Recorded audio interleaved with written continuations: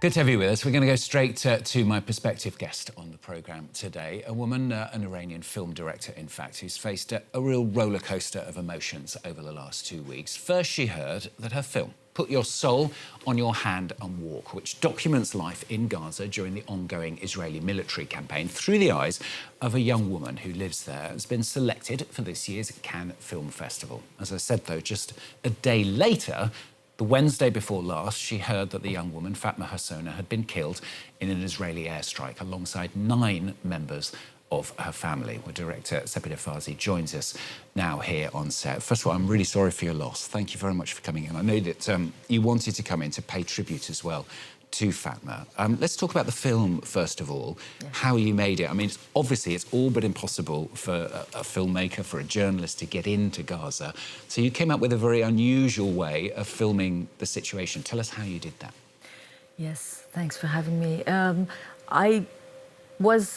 When the war started, after the 7th October, I was just traveling around the world to show my other film and animation, The Siren. And as I was traveling from one hotel room to another in different cities and watching the news, and it was dreadful on all aspects, I was hit by the fact that the many points of views of protagonists in that conflict were addressed and explained, but the Palestinian or the Gazawi point of view was absent. They were not there. Nobody was talking about with them. And so it kind of became an obsession. At some point in April 2024, I just decided to buy a plane ticket, go to Cairo, try to pass, which I didn't manage, through Rafah to go to Gaza. And there I started working with Palestinian refugees who were coming in from Gaza, because the borders were open till early April. When I arrived, it was too late. And anyway, for journalists and filmmakers, it's not possible. It wasn't possible. But for Gazawalis to come out, they were, and then it was closed.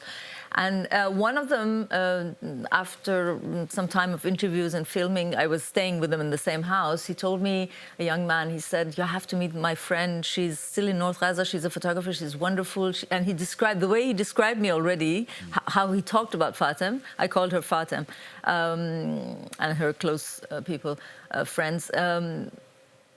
It really made me very eager and curious, and so he put us in touch, and we started communicating. And from the very first video call, it was obvious that she had such a smile. She was radiating, and we started like that. I said, "I'm going to film you. Will you be my eyes in Gaza and share your images and your views with me?" And she said yes, and that's how it started. I mean, so I've had a chance to watch a little bit of the film. You're still finishing it off, you were telling me earlier on, ahead of Cannes, so it's not even finished yet, the film.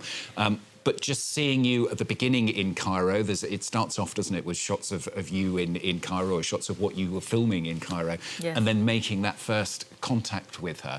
I mean, how difficult or how easy was it to persuade her to do a lot more with you and to spend more time going out and filming for you? I think it was a matter of trust. It was mutual and it was immediate somehow. I don't know why, but the moment I told her I'm an independent filmmaker, I'm from Iran, and you see that at the beginning of the film. It's literally the first moments we talked and I started filming her. I just asked her, "Do you allow me to film you?" And she said yes. I think she was so adamant about documenting this war and sharing the Palestinian, her point of view, and telling the rest of the world that she trusted me and she wanted to share it. So she just opened the door, And what kind of things was she able to film and show you? Well, it was mainly her photography, which is about all aspects of life in Gaza, but also mainly about the war and the genocide and the destruction. I mean, the level of destruction, which is amazing. I mean, we hear about it, like 92% of the houses are destroyed, 84% of the health structure and all. But when you see it on the photos, it's I don't know. Just incredible. Incredible. You can't believe your eyes. Meaning you watch it, you see it, but And then she was sending me videos about people queuing for water, about queuing for food. Many children. She worked a lot on children, and different aspects of life and destruction, and also the beauty of Gaza, despite this destruction. I mean, it must have been very heart-wrenching for you as well, personally, you know, having this contact with her and seeing the images that she was sending you. It must have had a profound effect on you as well, emotionally. Yes, my life was not the same. Once I'd met her and once I was receiving her images, sometimes I was so...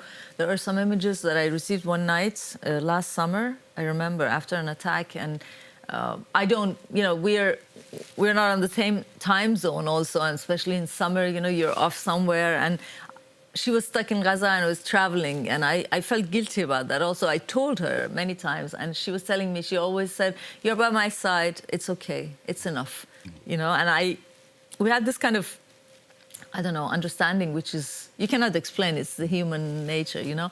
And so I received this set of photos, and it was, I fainted almost. I couldn't talk. And I wrote to her, I said, "Do I see right? What is this boy doing?" Because some of the photos were of a boy with a water hose cleaning, you know, things that seemed like blood and flesh. And I was like, I can't believe my eyes. Like, I wrote her, "Is this, please explain to me." And she said, "Yes, this boy is cleaning that site after the attack, and those are her family members' rests." And the boy is like, what, 8? You know? And you're like, your mind blows out. It's like you know, this kind of things. And so we had these, and the following day or evening, I called her and I connected, because it's not always, it wasn't the case. Sometimes we couldn't connect. And then we talked about this, how you document a genocide or attacks and horrible things that you can't even watch yourself, and how she felt about it, especially because I was the second-degree viewer, she was the first-degree viewer. And she was telling me that she felt that this was an opportunity that was unique, and she had a mission to document these things for the rest of the world to see.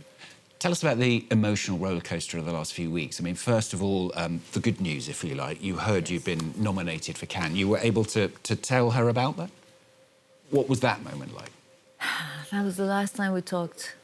It got announced on Monday morning. I was able to connect to her on Monday afternoon, because I didn't want to tell her through an SMS. I wanted to see her face, and I filmed it, actually. And she was so happy that the film was selected. I told her I was organizing an exhibition of her photography also. She was extremely happy. And I asked her to come. I invited her. She accepted. She said, "I will come, but on the condition that I go back to Gaza afterwards, because I want to be there. I don't want to leave my land. They want us to leave. We will not leave." I said, "Okay." I launched the visa demand and things like that. And the following day, she was gone. And what was that moment like? I can't tell you how to describe. I still can't believe it. I just can't believe it. It's, I think it's like a nightmare. I keep sending her messages, you know? I mean, it's like, because it happened earlier also. Last summer, I lost her, meaning disconnected. She was disconnected. There was once another Hassona family attacked, and I thought it was hers, and I was desperate, and I was looking, and I reached that friend, and he told me, no, it's not hers. It's another family, unfortunately, but she's okay, don't worry. And then she connected again, and so I'd lived through that. But to tell you the truth, deep down, I never believed she would. I believed she would stay. She would be safe. She would be with me. Yeah. So I still can't believe it. I know you wanted to come in to talk about the film today, partly to pay tribute to her, and you were telling me just before that you wanted to read a poem that she wrote. Yes. Very happy for you to do that. So if you want to find it on your phone, this is unplanned, unscripted. Just in the last few moments, you told me about this. Yeah. She wrote it, you reckon, about a year ago. Is that right? Yes, she was a great writer and amazing style. Yes, she shared this with me, this piece, last summer. Yes. Okay. Today or tomorrow or the day after, I will fall to the sky, just as my friends fell. We will take each other's hands, rows upon rows, to an eternal gate. We will know the answer to all these questions, because something makes everything we see and hear unreasonable. At the time, everything will become reasonable, and it will become. questions are just ashes. Tomorrow, the day after tomorrow, I will actually become a past person in the category of was. He had dreams, and he loved life even though it was hard on him.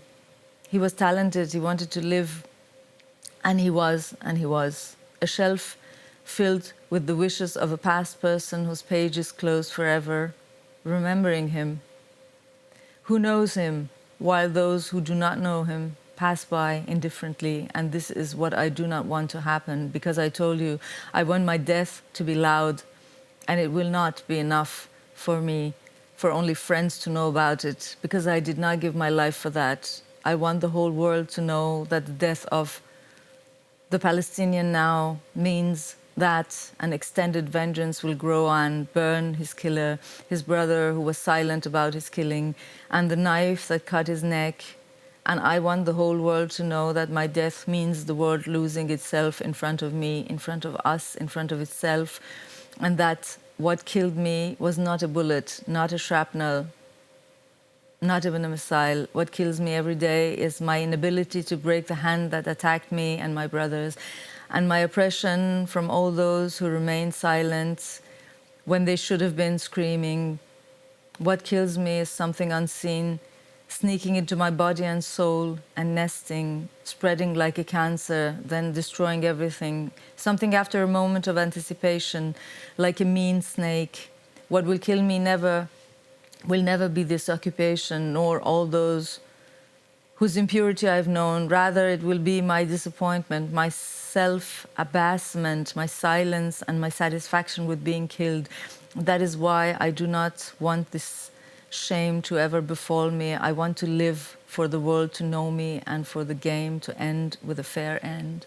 Even more poignant words, knowing what's happened now. Yes. She was beheaded by a shrapnel. So what are your hopes now for the film? Cannes? I don't know. I just want her to be seen by as many people as possible. That's all I want. And that must help. Well, obviously it helps being shown at Cannes Film Festival. Yes, I guess it does. It does, yes.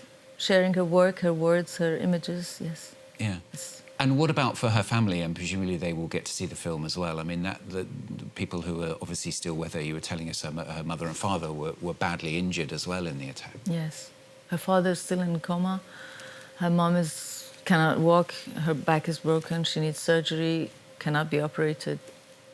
Her fiancé is shattered, and yeah, well, the rest of them are gone. So there are two brothers. I think one of them is handicapped, and he was in Egypt before the war. So, but all of the Fatima and 6 of her, they're all gone. Yes.